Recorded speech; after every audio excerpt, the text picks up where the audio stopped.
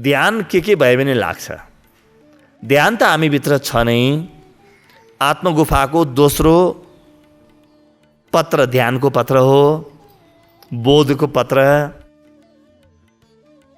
केही कुराहरूतिर मैले ध्यान दिनुपर्छ। यो ख्याल गर्नु होला, यो ध्यानको शर्त होइन। ध्यानले त कुनै शर्त नै राख्दैन, मभित्र छ। तर म अलि बाङ्गो भएको छु। म अलि अर्जुन जस्तो भएको छु। अर्जुन भनेको के हो? अरिजु, यानी बाङ्गो। भगवान कृष्णले सिधा बनाउनुहुन्छ भगवत गीता सकिँदाखेरि, रिजु बनाइदिनुहुन्छ। त के भयो भने मलाई ध्यान लाग्ला त पहिलो कुरा, सबैभन्दा पहिलो कुरा के हो भने ध्यान मेरो सबैभन्दा पहिलो प्राथमिकता बनोस्। ठिक छ, म अरू कामहरू जे पनि गर्छु, गर्दै जाउँ, म कुनै काममा बाधा छैन, तर पहिलो प्राथमिकता मेरो ध्यान बनोस्। पहिलो प्राथमिकता। जसरी हेर्नुहोस् त, जन्ती जाँदाखेरि दुल्हा दुलहीको विवाह पहिलो प्राथमिकता हुन्छ। दुल्हा बसेर बाटोमै भोज खाइराख्यो 2-4 महिनासम्म भने विवाह चाहिँ हुँदैन, उद्देश्य चाहिँ पुरा हुँदैन। भोज खान मनाही छैन, भोज खानुहोस्, रमाइलो गर्नुहोस्, तर विवाह चाहिँ हुनु पर्यो, हो कि होइन? त जीवनको मुख्य उद्देश्य हो आफ्नो ध्यानसँग विवाह। यो तुलसी विवाह हो। यो ध्यानलाई तुलसी पनि भनिन्छ। त्यो तुलसी विवाह हो। मेरो तुलसीको विवाह गरेका छैन, आफ्नो तुलसीको विवाह गरेका छैन, अनि बाहिर तुलसीको मठको विवाह गराए गरी जिन्दगी बितिसक्यो। आफूभित्रको ध्यान चाहिँ छटपटै छ। यसले तुलसीले नारायण भेटेकै छैन, बाहिर बोट बिरुवालाको नारायण खोज्दै हिँडेको छ सबै। अब आफ्नो बिहा पनि त गर्नुहोस् न कमसेकम। त पहिलो हो कि मेरो प्राथमिकतामा परोस्। पहिलो प्राथमिकता मेरो ध्यान हो। यो पहिलो शर्त हो। दोस्रो शर्त के हो? मेरो जीवनमा भित्रबाट इमान्दारिता जन्मियोस्। म आफ्नो ध्यानप्रति, साधनाप्रति इमान्दार बनौँ। इमान्दार बन्नु भनेको के हो? मैले बहाना नखोजौँ भाग्ने। आज यस कारणले ध्यान गर्न भ्याइन जस्ता बहाना मेरो मनमा नआओस्। आज यस कारणले ध्यान गर्छु भन्ने हरेक दिन नयाँ बहाना ध्यान गर्नलाई खोज्ने। ध्यानप्रति इमान्दारी, अत्यन्तै गहिरो इमान्दारिता। जसलाई पनि ध्यान लागेको छ उनीहरूको जीवनमा एउटा कुरा हेर्न लागेको हुन्छ, त्यो हो ध्यानप्रति, साधनाप्रतिको इमान्दारिता। उसले आफ्नो तर्फबाट कुनै पनि कमजोरी गर्दैन। जे गरे ध्यान लाग्ला सारा प्रयास गर्छ। त्यो अन्तर हृदयबाट इमान्दारिता। पहिलो हामीले भन्यौँ प्राथमिकता, दोस्रो भन्यौँ इमान्दारिता।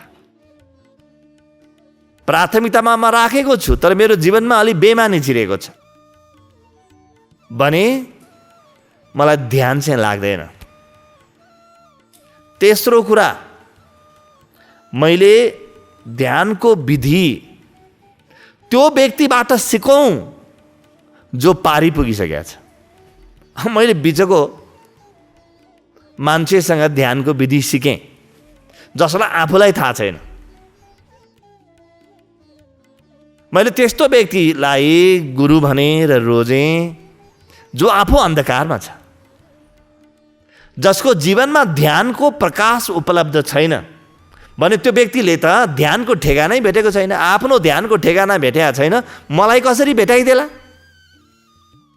जो आफू भिखारी छ, तपाईँलाई अरबपति बनाउँछु भन्छ, तपाईँलाई अलिकति भित्रबाट हाँस उठ्नु पर्ने हो नि, हो कि होइन? जो आफू पनि सम्पन्न छ र मैले जाने सम्पन्नता के हो, तिमीलाई पनि म सम्पन्न बनाउँछु भने पनि त्यो व्यक्तिमाथि भरोसा आउँछ। मलाई याद आउँछ एउटा घटना, अलि पुरानो घटना हो। नेपोलियन हिलले अत्यन्तै सुन्दर पुस्तक लेखे, थिङ्क एन्ड ग्रो रिच। सोच र धनवान बन। यो पृथ्वीमा सबैभन्दा बढी बिक्री हुने पुस्तक मध्ये पर्छ यो। र उनले विचार गरे यो पुस्तक म कसलाई बेचौँ। त्यतिखेरका सबैभन्दा धनी थिए हेनरी फोर्ड। उनी हेनरी फोर्डको कार्यालयमा गए।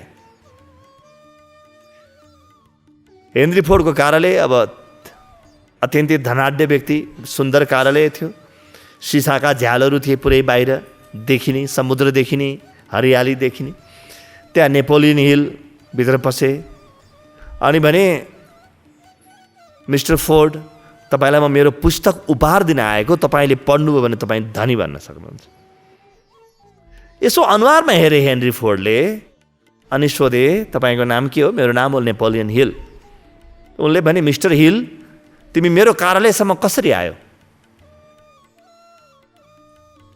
नेपोलियन हिलले भने म त बस चढेर आएको। हेनरी फोर्डले भने जुन बाटो आएको त्यही बाटो फिर्ता जाऊ, किनभने मेरो गाडीहरू त कति छन् तल। तिमी मलाई धनवान हुन सिकाउने? कमसेकम आफू धनवान भएको प्रमाण त देऊ। हामी यहाँनिर धेरै ठुलो गल्ती गर्छौँ। हामी जुन पनि ध्यान विधि, कोही युट्युबबाट हेरेको छ, कोही टेलिभिजनमा हेरेको छ, कसैले भनेको सुनेको छ, कोही भगवत गीता पढेको छ, त्यहाँबाट सुरु गरिदियो।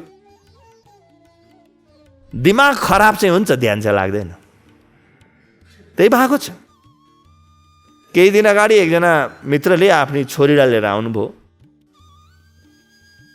उहाँले भन्नुभयो, गुरु मैले यो त्राटक ध्यानको विधि एकजना व्यक्तिबाट सिकेर गरेको थिएँ। मैले गरेँ तर मैले खास धेरै गर्न सकिनँ। मैले मेरो छोरीलाई गर्न लगाएको 2 महिना भयो, मेरो छोरी करिब पागल भइन् र 1 मिनट पनि निदाउन सक्दिनन्। मैले भने जसले सिकाएको तपाईँलाई त्राटक ध्यान विधि उनीकोमा जानुहोस्, म कहाँ आएर के गर्नुहुन्छ? त उहाँले भन्नुभयो म उहाँ कहाँ धेरै पटक गइसकेँ। अन्तमा उहाँले हात जोड्नुभयो, मलाई पनि आउँदैन थियो के गर्ने, जे जानेको थियो त्यही सिकाएँ। अनि मैले भने त्यो त ठिक हो, तर यी नानीको जीवन त खराब हुने भयो, चाहिँ चिन्ता नगर्नुहोस्। मैले उहाँलाई 2 मिनट लगाएर एउटा विधि सिकाइदिएर त्यहाँ गराइदिएँ। अनि मैले भने भोलिपल्ट मलाई खबर गर्नु होला। भोलिपल्ट उहाँले भन्नुभयो कि मेरी छोरी आज 14 घन्टा सुती। सकियो, त्यो समस्या सकियो, एकैपटकमा सकियो सारा समस्या। ध्यान अत्यन्तै सूक्ष्म कुरा हो। यसले मेरो पुरै प्राणलाई प्रभावित पार्छ, पुरै जीवनलाई प्रभावित पार्छ। त्यसकारणले अत्यन्तै आधिकारिक ठाउँबाट सिक्नुपर्छ। पहिले त्यो व्यक्तिलाई हेर्नुहोस्। व्यक्ति नभेटिकन कुनै पुस्तकबाट अरू कसैले भनेको भरमा ध्यान गर्न थाल्नुभयो कि जिन्दगी डुब्छ। व्यक्तिलाई हेर्नुहोस्। त्यो व्यक्तिमाथि भरोसा लाग्दैन भने अर्को व्यक्ति खोज्नुहोस् न। तर मलाई भरोसा लाग्ने व्यक्ति मैले खोज्नुपर्छ। यदि तपाईँलाई त्यो व्यक्तिमाथि भरोसा लाग्दैन भने उसलाई च्याप्प समात्नुहोस् कठालोमा अनि सोध्नुहोस्, पहिले तपाईँलाई ध्यान लाग्छ कि छैन, ल भन्नुहोस्। त्यसपछि बल्ल मलाई सिकाउनुहोस् भन्नुहोस्। त्यति त भन्नु पऱ्यो नि बाबा। ध्यान जस्तो कुरा हामी साधारण एउटा चाहिँ 10,000 रुपियाँको मोबाइल यो मान्छेले बनाउन जान्दछ कि जान्दैन भनेर बल्ल बनाउन दिन्छौँ। अनि ध्यान भनेको त जीवन हो, त मेरो आत्मा हो, मेरो प्राण हो। अब यो चाहिँ कसरी बनाउन दिने भन्नु त? छ कि छैन यसले जानेको? कसरी दिने? त तेस्रो कुरा हो कि म अत्यन्तै आधिकारिक विधि प्रयोग गरौँ। र म चौथो कुरा हो कि म त्यो व्यक्तिसँग सँगै बसेर ध्यान गरौँ। आज टेलिभिजनमा धेरै उपलब्ध छन्, टेलिभिजनमै दीक्षा छ। कहीँ परबाटै इलेक्ट्रोनिक भन्छौँ नि, विद्युतीय सञ्चार माध्यमबाट ध्यानका विधि सिकाइन्छ, दीक्षा दिइन्छ। यो ठिक छ, तर जीवन चाहिँ खतरामा छ।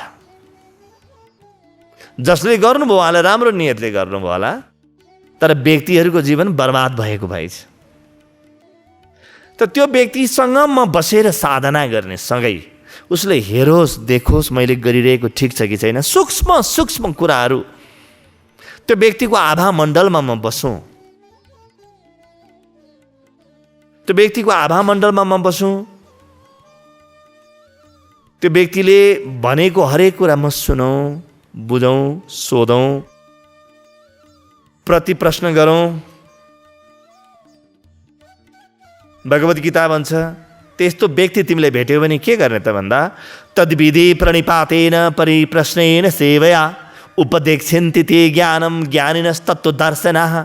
सबैभन्दा पहिले प्रणिपात गर। प्रणिपात भनेको त्यस्तो व्यक्ति तिमीले भेट्यौ भने आफू शरणागत हौ। शरणागत हुनु भनेको खुट्टा डोग्नु होइन, भित्र हृदयबाट स्वीकार गर्नु। बस हृदयबाट कि म यो बाटो हिँड्दैछु। अनि के गर? परिप्रश्नेन सेवया, तिम्रो आफ्नो मनमा भएका सारा जिज्ञासा खोलेर राखिदेऊ। तिमी आफूलाई खुला कागज बनाऊ, नलुकाऊ तिमीभित्र केही पनि। उपदेक्षन्ति ते ज्ञानम ज्ञानिनस्तत्त्वदर्शिनः। त्यसपछि ती ज्ञानीले, ती तत्त्वद्रष्टाले तिमीलाई दिनेछन् त्यो दीक्षा, दिनेछन् त्यो शिक्षा, बताइदिनेछन्। टाढा छैन, त्यो म भित्रै नै छ, म भित्र नै छ त्यो। त्यसकारणले आफ्नो हृदय खोलेर राख्ने, अत्यन्तै गहन श्रद्धाका साथ, हृदयमा पवित्रताका साथ यो बाटो म हिँड्छु भन्ने भावका साथ गर्ने, पुरा गर्ने, अत्यन्तै पुरा गर्ने। पाँचौं तथा अन्तिम कुरा, शर्त के हो त? पाँचौं शर्त हो आफूले गर्ने हरेक कर्मलाई ध्यान बनाउने। भनेको के हो? हामीले धर्मशास्त्रहरू पढ्यौँ भने के लेखेको छ भने पूजा गरेपछि ध्यान गर्नुपर्छ। त्यही हेर्नुहोस् त, न्यास ध्यान गराएको छ कि छैन भनेर सोध्छन्। ऐजा त सोध्न पनि छोडियो। पूजा गर्ने व्यक्तिलाई तिमी पूजा त गर्यौ, तर ध्यान चाहिँ गर्यौ कि गरेनौ भनेर सोध्ने चलन थियो। जुन ठाउँमा म हुर्किएँ त्यो ठाउँमा यो सोधिन्थ्यो। तर त्यो सोध्ने चलन पनि हिजोआज हरायो। हिजोआज पूजा गरेपछि भयो भने ठाने मान्छेले। पूजा भनेको के हो? मैले आफ्नो तर्फबाट केही चढाएँ, अब ईश्वरसँग केही सम्पर्क त म गरौँ। जसलाई मैले चढाएँ, मैले कसैलाई प्रेम पत्र दिएँ अनि आँखामा नहेरिकन दौडिएँ फर्केर, त्यही त हो नि। म यसो गरेर मैले भित्र गएर पूजा कोठामा यसो गरेँ। मैले भने कि भगवान्, मैले अलिअलि अक्षता चढाएँ, फुल चढाएछु, तिमी बसिराख यहाँ। मैले उसलाई चाहिँ आफ्नो हृदयबाट म तिमीलाई प्रेम गर्छु त भने, तर त्यसपछि आँखामा पनि हेरिनँ, एकछिन उसँग बस्दै बसिनँ म। ध्यान के हो? मेरो इष्टसँग एक भएर बस्नु। त्यो भित्र हुन्छ आफै। पूजा गरिन्थ्यो ध्यानको लागि, स्नान इत्यादि गर्न लगाउँथे ऋषिहरूले ध्यानको लागि, प्राणायाम गरिन्थ्यो ध्यानको लागि। यहाँसम्म कि तिम्रो काम पुरा भएपछि, कर्म पुरा भएपछि एकछिन बस ध्यान गर भनिन्थ्यो। त्यो चाहिँ छुट्यो के? समाजमा समाजले अरू कुराहरू पक्रियो। साधारण त्यहाँ बाहिर गर्ने कुरा सबै पक्रियो, तर भित्र गर्ने कुरा चाहिँ छुटायो। मुख्य कुरा चाहिँ छुट्यो। हेर्नुहोस् त, त्यो श्राद्धको विधिमा पनि श्राद्ध सक्ने बेलामा बसेर ध्यान गर भनिन्छ। गायत्री मन्त्र गर अनि ध्यान गर भनिन्छ। प्राणायाम गर अनि ध्यान गर भनिन्छ। ध्यान त न पण्डितजीलाई थाहा छ न यजमानलाई थाहा छ। त्यो चाहिँ गर्दैनन्। बस त्यो चाहिँ भने छोड्यो। मुख्य कुरा त्यही हो। मुख्य कुरा त्यही हो। कति शास्त्रमा त के लेखेको छ भने तीर्थ जाँदा जति दिन लाग्छ त्यति नै दिन बसेर ध्यान गर्नु भनेर लेखेको छ। हेलिकप्टरमा जानुभयो भने 1 घन्टा त लाग्छ, 1 घन्टा त ध्यान गर्नु पर्यो बसेर। हरेक कर्मलाई ध्यान बनाउने, हरेक कर्मलाई। किनभने हरेक कर्मको अन्तिम परिणति ध्यान हो। सबै कर्म त मैले गरेँ। यो त कस्तो हो भने मैले भोजन इत्यादि पकाएँ, सबै कुरो गरेँ, तर खाना चाहिँ खाइनँ।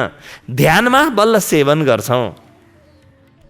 हिजो मैले भन्दै थिएँ नि, मैले श्राद्ध गरेँ, तर्पण गरेँ, पिण्ड इत्यादि चढाएँ, तर मैले ध्यान गरिनँ भने पितृहरूले मबाट के लिने?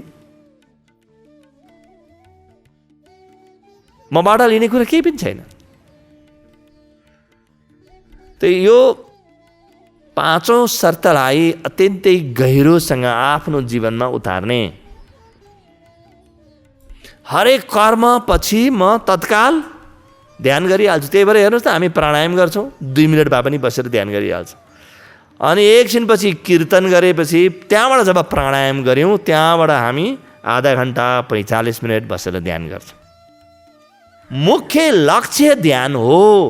म दौडेँ, उफ्रेँ, कुदेँ, प्राणायाम गरेँ, यो बाटो हो। ध्यान चाहिँ म पुग्नुपर्ने मन्दिर हो। त्यो चाहिँ मैले गर्ने।